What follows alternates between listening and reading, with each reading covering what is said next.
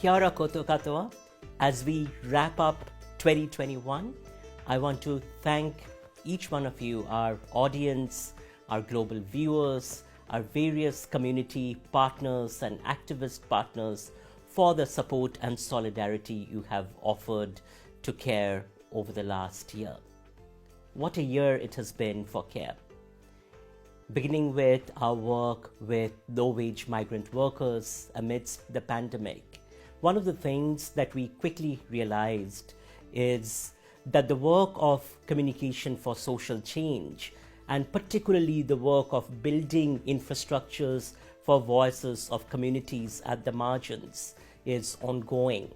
And in order to sustain this work, it requires a great deal of collective commitment, not just for those of us that work within the structures of CARE, but for a wide array of communities, community organizations, activists that stand up to support our work and that lend various forms of their resources, various forms of mental, spiritual, emotional support, and practical forms of solidarity that translate into our ability to be able to do this work.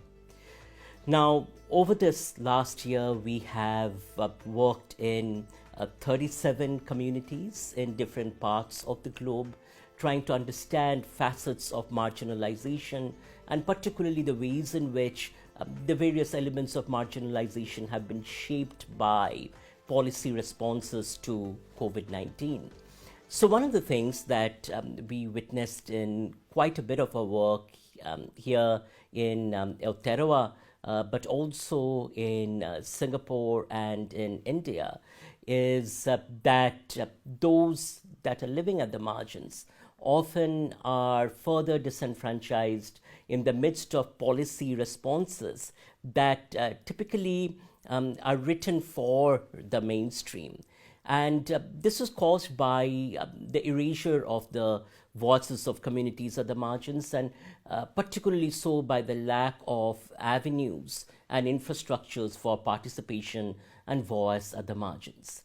Something else that we have noticed through the various projects that we carried out over the year is the gap between the rhetoric of engagement, the narrative of participation that is offered by the dominant structures, be it the government agencies or be it non-governmental organizations that put up the performance of engagement, but often actually at the same time erase the voices of communities at the margins.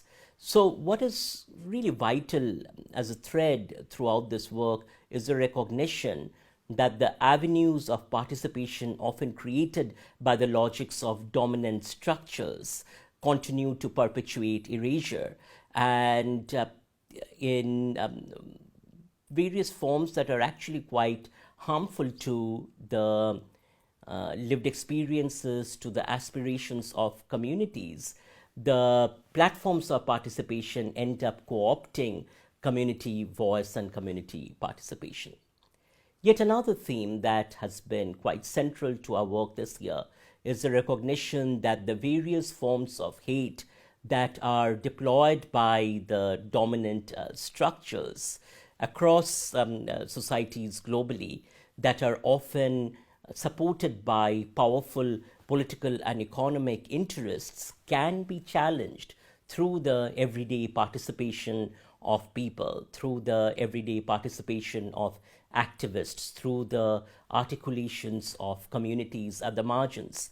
You know, one of the most striking things that we have witnessed in our work this year, particularly as we came under attack from various forms of hate groups, various forms of right-wing forces, both white supremacists as well as Hindutva supremacists, was that in the face of the strategies of hate, the ability to stand up, the ability to speak truth, and the ability to make visible the communicative inversions, the turning of materiality into its opposite through various communicative devices, which is a key strategy of various hate groups. So, rendering those communicative inversions visible are key aspects to sustaining social change. Yet another message that has been quite central to our work this year is that in the face of various forms of targeting and harassment and bullying, standing up and standing up in the sense of finding one's commitment to the truth and articulating that truth through voice is vital to challenging hate. So the way we go about dismantling hate, and this is something that has emerged through our lessons this year, is by standing up to hate, by facing it, by confronting it, and by not letting the infrastructures of hate get away with the communicative inversions that are constructed on an everyday basis. At the peak of the targeting that was directed at care, particularly in the months of September and October, in a time frame where, because of safety, we had to take our digital infrastructures down. One of the lessons that we quite intentionally deliberated on as a team was the strategies that we would put in place in order to face the strategies of hate.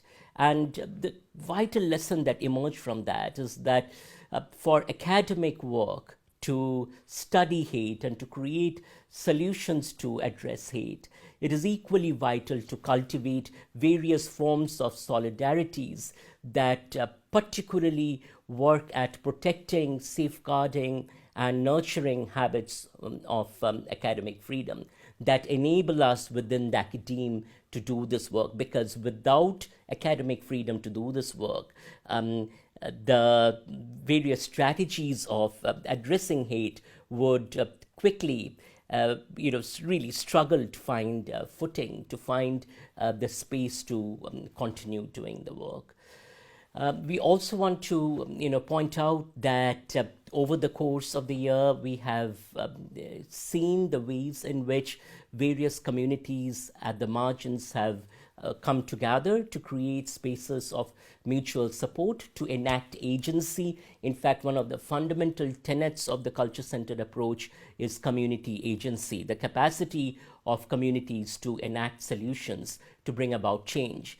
So one of the powerful examples that I'm reminded of is when a number of media infrastructures, particularly Hindutva-aligned media infrastructures, started putting out disinformation campaigns or messages filled with hate, targeting me and targeting CARE.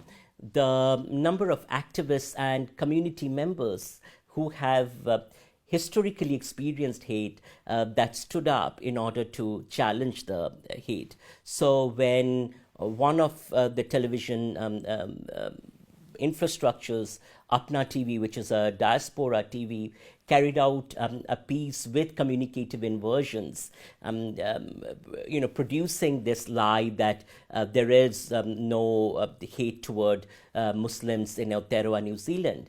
A number of Muslim and Sikh community members reached out to me and reached out to CARE, documenting their experiences of hate within Aotearoa, New Zealand from Hindutva groups, and more importantly, started posting on the digital platform of the program various messages documenting evidence of Islamophobia, evidence of anti-Sikh ideologies and narratives. The channel responded by deleting those comments and by blocking them. And then the activists went about producing a video narrative in which they documented the anchor that was producing the show and their perpetuation of Islamophobic narratives.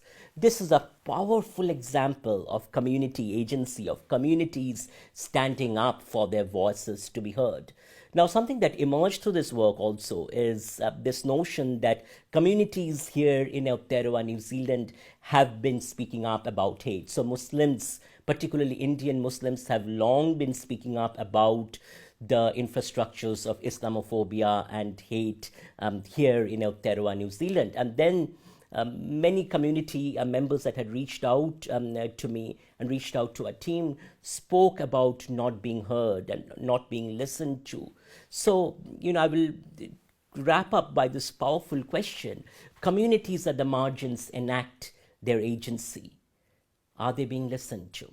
So, for many Muslims, they pointed out, what is the role of the Human Rights Commission? What is the role of the Race Relations Commissioner?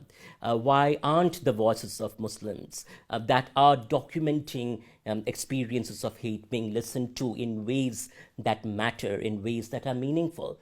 So the question that we will continue to grapple with at CARE is, what is it for the voices of the margins to actually be heard? What does it take for our policymakers and for our bureaucrats and government organizations to actually listen to the everyday experiences of hate articulated at the margins? And most importantly, what does it take to build listening infrastructures that don't just perform a drama, a theatrical performance of engagement, but actually are committed to listening to the voices of the margins? So I hope that you all had a wonderful 2021, and looking forward to our ongoing work in 2022, particularly in terms of building these infrastructures so voices are heard.